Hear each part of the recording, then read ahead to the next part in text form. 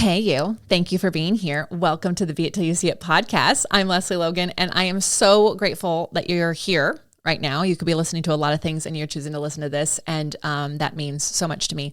And also, our guest today is a dear friend of mine, and I'm grateful for her. At the time of us recording this, I think we barely knew each other 6 months. So, but I do see her as a wonderful human in my life, in Brad's life, and part of this Vegas experience that we're having that I'm just loving so much. And so we've talked about her on the pod before, but now you get to hear it from her words. You get to hear her life and how she got to where she is. And I really do love her story because I think we think life is, even though we know life isn't linear, for some reason, I think we think things are supposed to happen in a linear fashion and we get stuck in the story. And so she is proof that it is not, and also why that is probably so great, because what she's created is because of her experiences and because of what she's listened to and heard and challenged herself with, and it's just beautiful. It's freaking awesome. So anyways, look, the way that podcasts get out is because of you.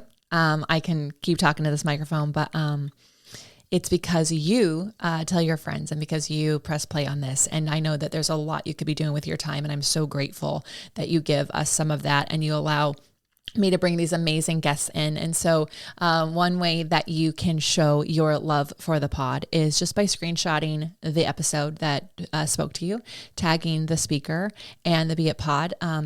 Because you never know, like we could be walking down the day going, oh my God, no one is listening, right? Like one of the guests could be like, no one is hearing my amazingness. And they get a dill DM that somebody somewhere heard something they said and it inspired them. And that is a gift I want to give to every one of my guests, because I know how important it is to just know that what you said at some point in your life like really mattered to someone. So for those of you who've done that, thank you so much. For those of you who are new and getting ready to listen to your first episode of ours, hi, thank you for being here. Megan Linney is our guest, and I am really excited for you to hear so much that she has to share. And so do us a favor, tag the Layer Lounge, tag the Be It Pod, and let us know how you're going to use her tips and advice in your life, what resonated with you. So without further ado, except for the little ado of the ad, here's Megan Linney.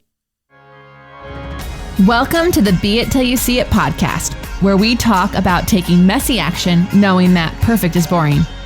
I'm Lesley Logan, Pilates instructor and fitness business coach. I've trained thousands of people around the world, and the number one thing I see stopping people from achieving anything is self-doubt. My friends, action brings clarity, and it's the antidote to fear. Each week, my guests will bring bold, executable, intrinsic, and targeted steps that you can use to put yourself first and be it till you see it. It's a practice, not a perfect. Let's get started.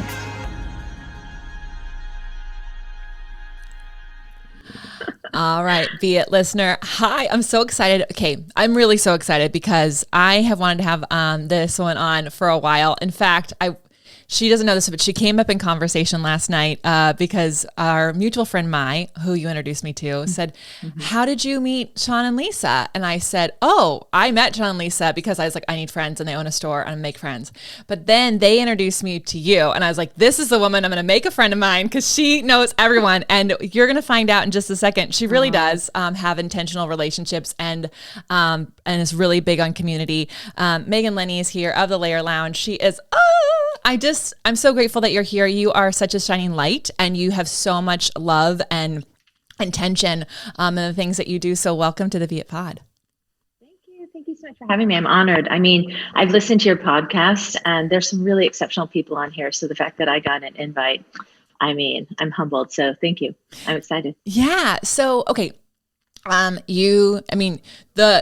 I know you from is that you, or how I met you is like, you said, oh, I have a facial salon. I was like, oh my God, stop, please. I used to get a facial before the pandemic every month. Please tell me where you're located. But can you tell people a little bit, how did you get to owning a facial salon in Las Vegas? I mean, it's celebrating, it's a little over a year and a half at this point that we're talking. So maybe close to 2 years when this comes out. But how did that start?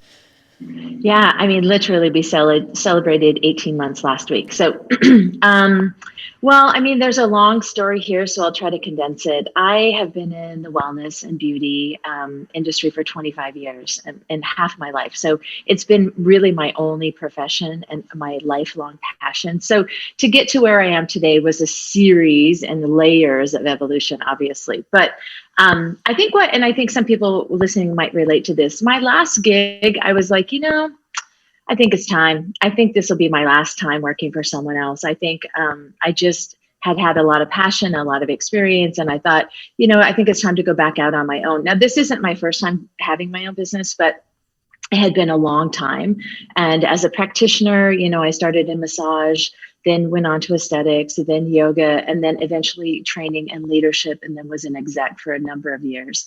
So I was developing concepts and sharing them with ownership and launching their brands or rehabbing, remodeling, rebranding big organizations. And I was a COO for a firm that had by the time I left, eight locations across the country. So I'm everywhere from San Francisco, LA, San Diego, all the way over to New Orleans, Chicago, Philly, Boston. So I had been traveling, a lot. And so on my last gig, I was the biz development for a new traditional Chinese medicine urban retreat. And the short story is, it was my personal purgatory. And I thought, this is the last time I'm going to do this, because there's something cool about being experienced and a veteran, but also with that comes like all the teaching of the new people coming up. And some people are open and collaborative and some are not. Yeah. My last one was not. So I thought, you know what, this is the last time I'll do this. It's time for me to launch my own concept and my own brand. And I've always kind of seen myself as a surrogate. So like, you give me your egg, you give me your sperm, I'll hold it in my belly, I'll gestate it for you, I'll give birth to it, and then here's your lovely little baby, like you go raise it. And that's really as a consultant and as an exec, like with so many openings I've done in the past, that was really been my role. But I thought, maybe I want my own baby. I really wish some days my timing was so off, but I feel really excited to have launched the Layer Lounge. So long story short, I came up with the concept while I was working on my last gig, and I was like, you know what? And I'll get to the concept in a minute, but I was like, you know what? I want to go somewhere where community exists for me, someplace I feel like I can make an impact, I can share my passion, I can make connections. And I had such a good experience in downtown Las Vegas before, not the first time I came here, but the second time. And then I thought when it was time for me to bring my own thing, I was definitely bringing it to downtown Las Vegas in the Arts District specifically, because it reminded me of back home in San Francisco in the 90s, where everything was burgeoning and it was exciting and new things were coming up. And I thought for sure I wanted to be part of that. So it was a no-brainer for me to bring it here. Yeah. That's how I ended up. That's such a cool, thank you for sharing that, because this is my first time living in Las Vegas, and we are really loving it, but the downtown area is what brought us here. It's like this like hip, cool, like, oh, what is this newness? But even though everything's in old buildings, and it's just really cool. But I want to go back, because I think, a lot of people listening to this have probably felt the feeling like, I don't want to work for someone anymore, or how do you get, because you'd worked for yourself, you did your own thing before, was that what gave you the empowerment and confidence that you could do it again? Or how did you like talk yourself into it? All right. So you can appreciate this being an entrepreneur and launching your own thing. You get it. There is a thing about women and the resilience physically. So we have the ability to forget pain. You know this. Yeah. No, it really is. That's why women have 6 kids. So they forget how difficult it was the first, second, third time. I think that applies to entrepreneurs. It's not gender specific. I think entrepreneurs have that same sort of thing in their DNA. Because back in like the early 90s when I did it, I had a small wellness practice and I launched corporate stress reduction programs. So chair massage, breath work, workshops. I brought all of that to big companies in San Francisco. Like PC Magazine was one of my clients. Lots of architects, lots of software incubators, Sony incubators and stuff like that were my clients. And I loved it and it was great. And then the dot-com bust happened.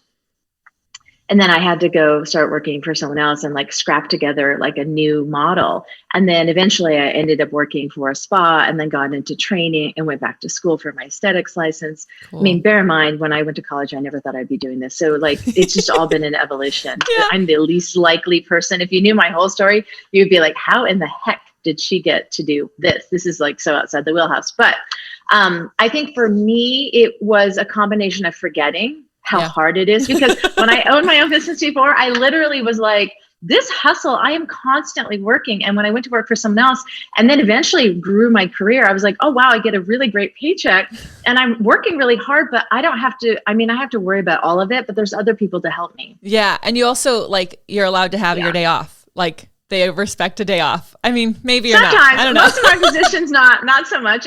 But it was at least you were getting paid regardless. If you're working, you're getting paid. Yeah. The entrepreneur thing is like you're working all the time. I didn't get paid for like a year starting the Layer Lounge. And that paycheck was very, very tiny. I laughed at how excited I was when I started paying myself, because it was like literally a fraction of what I'd come accustomed to earning. So I was like, I learned so much. But anyway, so the thing is I did forget. And also I thought, here's what I really thought. I really knew I knew that I had earning potential, and I knew it would take time because I'd already experienced that before. But because I did do it before, I knew the process a little bit and I had faith. And then also I knew better how to make the hustle work. The first time around, I was like, oh gosh, who knows? Then going through 20 years of working, across the country and traveling around the globe, I was like, all right, I have a little better understanding, still learning always, but like I had a better understanding of how this was going to go a little quicker. Or so I thought. My timing was a little off. Well, we're going to get into that in a second. But here's what I love that you just said. Because I think we all want the first thing to happen. We want and want success on the first go. But if you do, you don't know what actually worked. You don't need lightning in a bottle, like just luck, random thing. But having had the first time not be, the most brilliant, amazing experience, kind of let you know, what did you like? What didn't you like? And a little bit more of what you need to make it go. So, okay. You opened the Layer Lounge, as you mentioned, 18 months ago. So for everyone who is listening to this when it actually airs, the date of that. Day in history. Children, sit, pull up a chair, gather around. Let me tell you. Yeah. I know when my first facial with you, I said, oh, when did you decide to open? And you said, oh, I signed the lease on February 2020. And my response was, it's everybody. It's like a conversation stopper. I signed my lease on February 20th, 2020. And 3 weeks later, on March 15th, the world completely stopped. Yeah. And then, even though you're still building out your salon, when you actually got to open your doors, it was during a time, and still is sort of interesting, a time where we're told not to touch our faces, don't let anyone breathe on you, and you're doing facials. Here's the thing. Yeah, here's the thing. The mantra was, wear a mask, don't touch your face, and stay away from people. I'm like, hi, come close, take your mask off. I'm going to be 18 inches away from you, though I'm masked, and you know what I mean? Yeah. And then later vaccinated, but though I'm masked, it was like 107 degrees the day I opened. It was crickets in downtown, no foot traffic whatsoever. Everyone was still fairly quarantined, to be honest. And here's a new business. They don't know me from Adam, right? Yeah. So they have it, that trust isn't there yet. And here I am saying, hi, Facial Boutique, come in, There were a few random things that worked in our favor, but very few, to be honest. It was real. It was a nerve-wracking time, to say the least. Yeah. I think what I've told a lot of business owners I worked with, I'm like, if you were a new business during this time, one thing you learned was things you'll learn in 15 years of trials in a business. You got the condensed version. Here is your Cliff Notes and go. And I'm so grateful. But one thing that I find that you do so uniquely different than most businesses, even small businesses that I've seen all over the world, is you have such a value based on community. And has that always been something that you did in every business that you worked at, or was that something that you brought with you and decided to do when you moved to Vegas? First of all, thank you for saying that and acknowledging that. That's just inherently who I am. So I take great, I'm very flattered and great pride actually in that fact, and that it's recognized. I think for me, it's always been there. And probably because I'm in a family of 8 kids, like we're a mixed blend. I think for me, truly, and anyone who actually like, and you know this because we've spent time socially, like for me, the mantra, the more the merrier is like really, it might as well be tattooed on my, it's just how I roll. Like the more, oh yeah, you, yeah. I mean, like, I may not even know you well, or even eventually end up liking you, like, but I want you to come and hang and like connect with people because like, I think, for me, I learned so much about other people and I learned so much about myself. So it's so important for me in terms of business. I have always been, even when I worked in resort spas as a spa director, we're talking about, thousands of people in the building, and spa and fitness and beauty are typically the amenity of the property. So we're not really always even though like I've run 5 million annual, businesses with 150 employees underneath me in my location. I mean, all well-educated, well-experienced, all of those things, we're still seen sort of as like yeah, it's cute. Well, I mean, to your point, when I worked for this one high-end fitness company, the spa was like, at one place was another set of stairs up. Like, you're not even going to stumble on this place. It's on the 4th floor. So like the group fitness is on the 3rd floor. You'd have to like keep going, so going on up. Yeah. I mean, for us, I mean, fortunately, I think I've gotten, yes, I worked at some incredibly, very beautiful spas, but you have to work with other departments. And that's where I'm going about community. So even in those environments that you don't think of like as community oriented, you think of them very departmental. I've always forged relationships with everyone, whether it was like the bell desk or the concierge, which is obvious, right? Because they're first facing with guests, but catering and banquets and like engineers, and really just always saw everybody as like part of, my team, whether they're above, below, or beside me. So in terms of hierarchy, but I always think that someone has something to offer, whether it's like an energy or like love your engineers. If you work at a resort, you better be friends with those engineers and housekeeping too, because things will go wrong and you're going to need their help and you need to take care of them. They'll take care of you. I really do just see it as this giant team. And I think it's because I grew up with just a lot of people. Like we used to have to arm wrestle for food at the table sometimes, you know what I mean? Like, not to get into food scarcity and how I came to be who I am, but I mean, I'm used to that. So for me, I feel like a collaborative mindset is just kind of how I've always been. And I don't see it any different within my neighbors or teams at big resorts. Like I kind of always see it the same. We're all stronger and better together. So if someone knows I can't do everything. So if I know someone who can do something for someone, I want to be able to have a personal relationship with them. So my new friend that I'm introducing them to, I feel really confident. I'm not just throwing names out. I'm actually tied and connected to that referral, and referrals are everything in our industry. And you know that, so. There in so many businesses, like even if you're an online business, which I am now mostly, most of the clients come through not randomly, like maybe I get the random Instagram person, but truly it's because someone said, go follow this person, go see their stuff. It's a referral, even if it comes that way.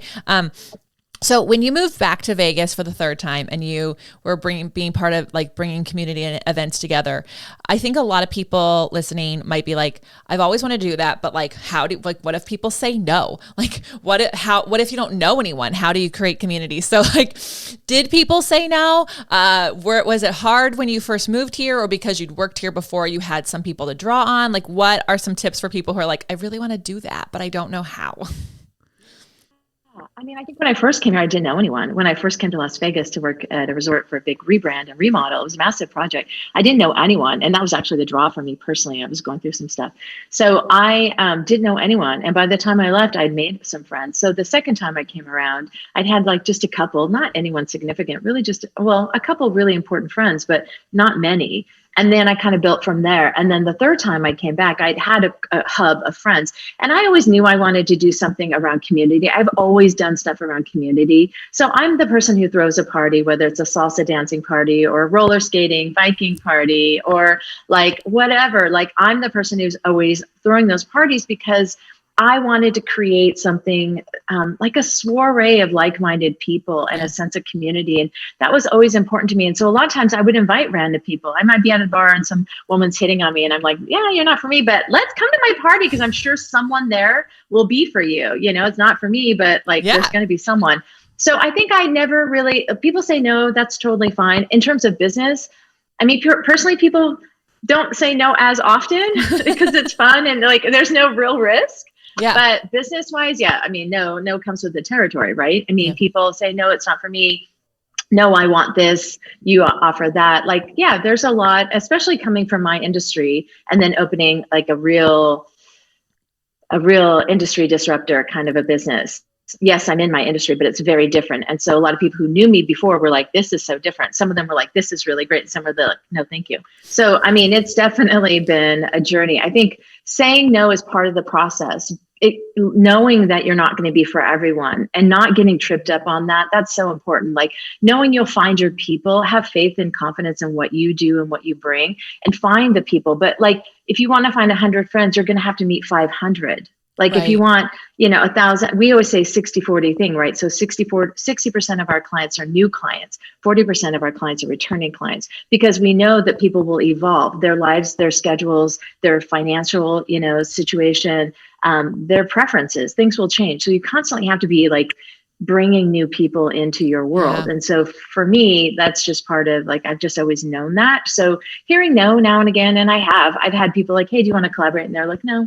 You're like, hey, do you want to like, let's have lunch? My neighbors, they're like, yeah, I'm too busy. I have friends. I got enough friends. I'm like, okay, so it happens, but I don't think that you can, you have to be realistic when you set out to do anything, whether it's build community or build a business or, go on a diet or go into a fitness program. You just have to be realistic. Yeah, I think that's so true. I love what you said though, that it's like you, if you want 100 friends, you have to meet 500. If you want, like, I think, we get stuck on the first no or the first thing. And it's like, it's just part of it's in anything, whether it's business or life or relationships, like your first boyfriend or girlfriend is not going to be the right. I mean, maybe, I don't know, but I even think my grandparents who got together at 16, that wasn't their first.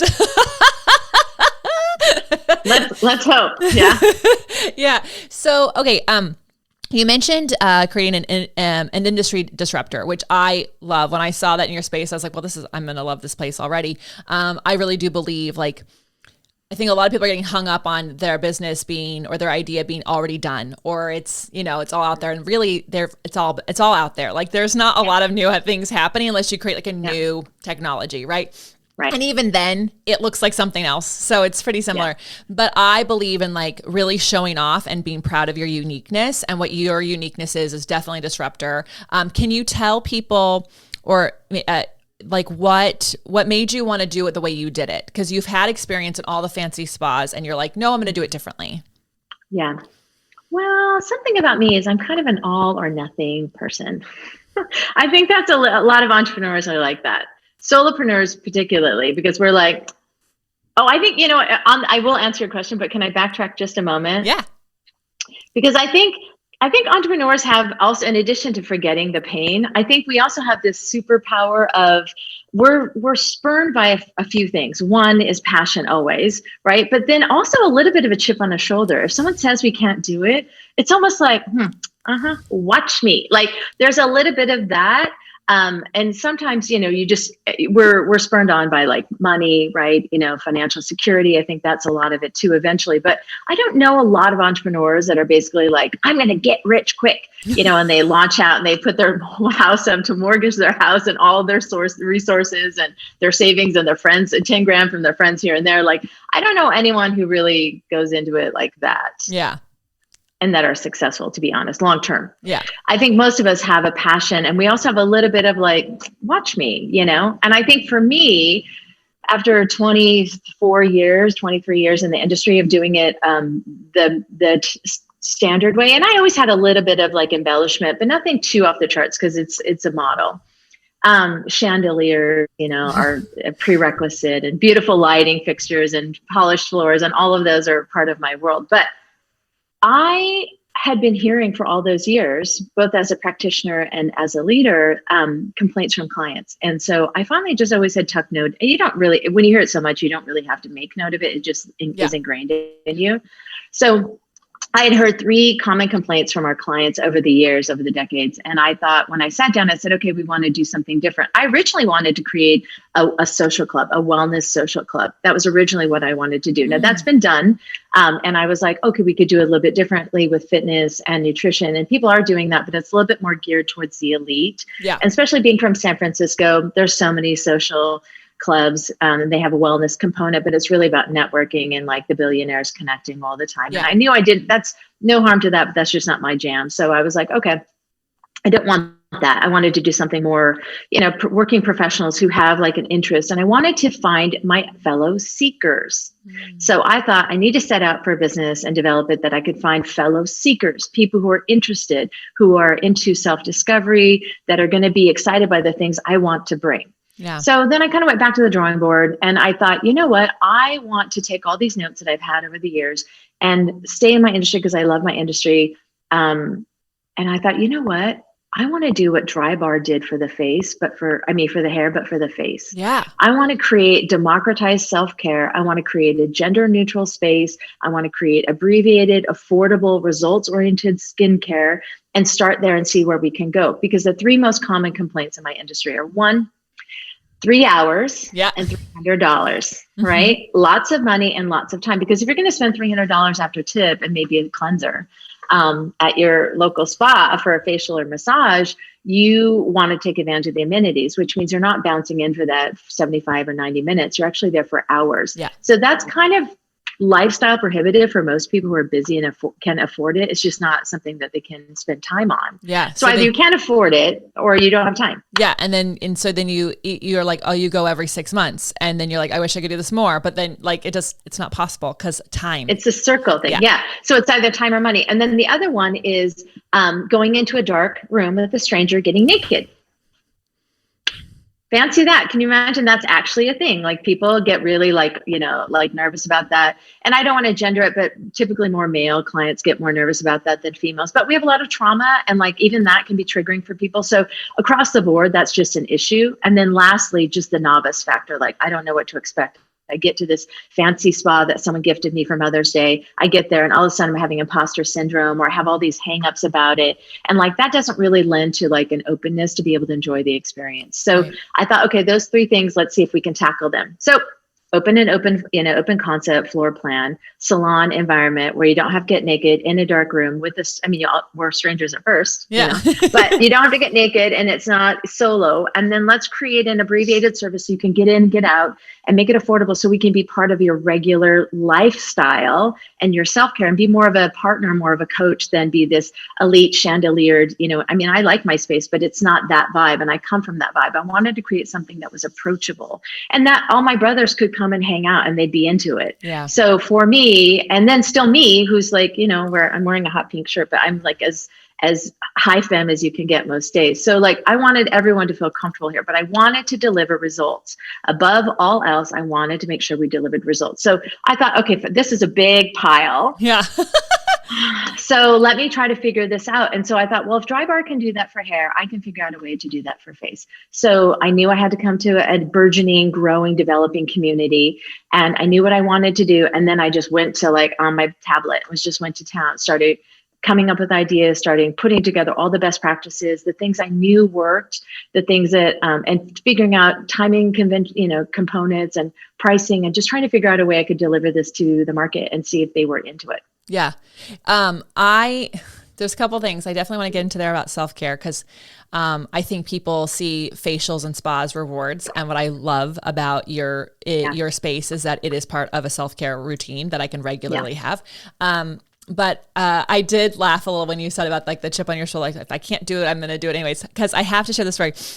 You might not know this about me, but when we created onlinepilatesclasses.com, it was Brad pushing me to do it. He's like, you're traveling too much. You teach 5 classes a week. These people need a place to go.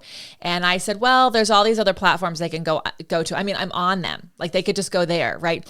And he's like, but they're not, they haven't yet. So like, we need to fit. I'm like, right. So then why would they come to mind? Like, so I'm like, It's stuck in my head on this. And I asked people like, hey, how do you like those platforms? Like, are you using it? Oh, I don't use it. Why don't you use it? So I was like getting all the customer complaints and I was hearing the same ones over and over again. Mm-hmm. And I was like, okay, well, that's interesting because one of the things I'm big on, I think why we get along well is that I loved that people came to my class as part of a community. And then if someone hadn't been there, they'd be like, hey, where have you been? Like, and they go, am I going to see you on Wednesday morning? Like they just knew each other. Right. And there was a shared experience that they had. And I was like, how do I do that with an online class? Because I don't want it to be this thing that everyone's taking class 11722, right? Like, and saying that I like that one. I just wanted it to be similar to being in person. And the other thing is I talked to my friend who had a platform and I let her know what I was doing because I just wanted her, I said, I want you to hear it through the grapevine. I just want you to know what I'm doing. I've no intention of like hurting you in any way. Like, but I think it's important to be honest. And she said, I told her what I was doing and she goes, so you're going to take the class away from them? And I said, yeah. She's like, but they paid for that. And I said, well, they paid for that week of the class. And she goes, oh, I just don't think you can take that away from people. And I was like, I'm doing it. I was like, I'm going to do it. And I have been doing it. We are celebrating 3.5 years now. So we'll go on to our fourth, but and it is what makes people stay with us because of the accountability and everyone's taking the same class. So I think that maybe that's the one time a chip on your shoulder is a very good thing. I mean, I can think of a couple times, but I mean, generally speaking, we think of it as a negative thing, but I think whatever motivates you, right? Yeah. Like sometimes competition is a motivation. Sometimes proving someone wrong is a motivation. Sometimes getting the validation acknowledgement is a motivation. Sometimes it's financial, like whatever your why is. And I think I'm so big on people knowing their why. And so when I have interesting conversations, I think that knowing your why is super duper important because I think you're going to get lost in the shuffle, that like your friend's going to be like, oh, you can't do this. And you're like, okay, well, watch me. And then, but if it came back to your why of like, why were you doing it? Because it really fit them. I mean, you had a following and you weren't able to really serve them 100%, as Brad pointed out. So trying to figure out ways that you could do that and also do something differently and see and really stretch. Like I love working out because I like to just see how far my body can go. And that for me really is the physical thing is awesome, develop a muscle or lose a pound or whatever, but that's not why I do it. I do everything really to just see if I can do it. And I think that's, I have a few whys, but that's one of them. And I feel like the chip on your shoulder is really just a salty why, salty why. I like that. It's fair. Yeah, it's totally fair. Okay. So self-care, it is obviously like very much the business that you're in. As part of like anyone trying to be it till they see it, having confidence in themselves, doing things like, where do you think self-care falls into that? I have a saying, self-care is the cure, because I truly believe it. Like I absolutely believe it. And there's so much being, spoken about it and messaging of it that it's already been done way better than I can do it. But at the end of the day, if you're not feeling great, if you're not feeling good about yourself, you're not energized, you're not going to do anything great for anyone else. And look, we all get stretched thin and sometimes you just have to, sometimes we phone it in, that's human. But I think generally speaking, I think if you don't take care of yourself and you don't make yourself a priority, nothing great, truly great and sustainable is going to come out of that. Oh, it's just the laws. Oh, that is like the most quotable moment. That is beautiful. Thank you. I love that. I love that so much. I have nothing to add. That it's so great. Okay. So where can people find you? Would you hang out on social media? And if they are in Vegas, where can they come have a facial with you? Oh, I'm so glad you asked. We are really active on Instagram. At the moment, that's really our main platform. You can DM us on there if you have specific questions. Our link to book our services are on there. Any wellness events that we host, which are frequent, are posted on there. It's really like the one-stop shopping, figuring out who we are. You can also check out our website because we have a shop there as well, and more details at thelayerlounge.com. And then we are in, as we mentioned earlier, the Arts District of downtown Las Vegas, and we are at 1104 South 3rd Street at the corner of Charleston. Yeah. That's where you can find us. Oh my gosh. So you all are going to go follow the Layer Lounge and then check out their amazing swing, which inspired my swing set. So I love that. Yeah. I go out on my swing set most mornings, even though it's cold, with my slippers on and my coffee. And I'm like, okay, because it's now the bitter cold part of Vegas. And it's like, all right, the sun's not out in the backyard yet. I'll come back. This looks cool, but it's not. Cold. It's cool. Just cold. Yeah, it is. Okay. So we ask everybody bold, executable, intrinsic, or targeted advice, targeted steps people can take to be it till they see it. What do you have for us? Stay curious. I think that's my number one in personal relationships and in business. Stay curious. You don't have to be the expert. You can be an expert, but don't have to be expert on everything. Be curious. I think that's such a good one. I mean, if you're curious on lots of things, you'll never get stuck. it takes, I mean, my curiosity has brought me to a lot of places, including. Some of them are weird. Like I went up in weird places. I'm like, oh, that's weird. Let me go. Or I'm curious about that. Let me go check it out. And I'm like, wow. I ended up here staying curious, but I'm always like delighted and enlightened.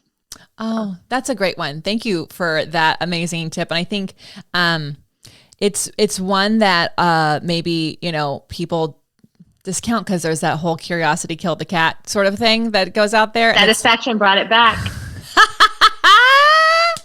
I have not heard that.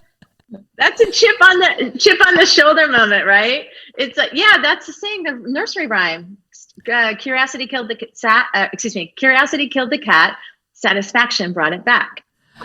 9 lives. Oh, that is amazing. Okay. Thank you. I learned so much today. I learn so much all the time. You are wonderful. Thank you for being likewise, just for being such a light in this community, but also, you may have not heard every episode that Brad and I talked about you, but like people have asked us how like we made friends and everything. And we're really intentional. And we like went out and we made friends and we were like, let's make the friends with the people who are everyone's friends with. Because that's how you're going to meet people. And it's a simple vetting process too. If you're like, they can't be that big of a jerk. If like that person seems cool and they like them, you know what I mean? Like it's sort of like a, a little less risk. Yeah. So, anyways, we are internally grateful, and I can't wait to see what the next year has in store for all of us. Everyone, until next time, be it till you see it. That's all I got for this episode of the Be It Till You See It podcast.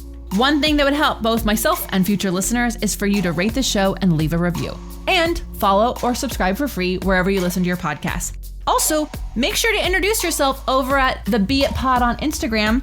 I would love to know more about you. Share this episode with whoever you think needs to hear it. Help us and others be it till you see it. Have an awesome day. Be It Till You See It is a production of As the Crows Fly Media. It's written, produced, filmed, and recorded by your host, Lesley Logan, and me, Brad Crowell. Our associate producer is Amanda Fraterelli. Kevin Perez at Disenyo handles all of our audio editing. Our theme music is by Ali at Apex Production Music, and our branding by designer and artist Gianfranco Cioffi. Special thanks to our designer Jairo Mandal for creating all of our visuals, which you can't see because this is a podcast, and our digital producer Jay Perdoso for editing all the video each week so you can. And to Angelina Herrico for transcribing each of our episodes so you can find them on our website. And finally, to Meredith Crowell for keeping us all on point and on time.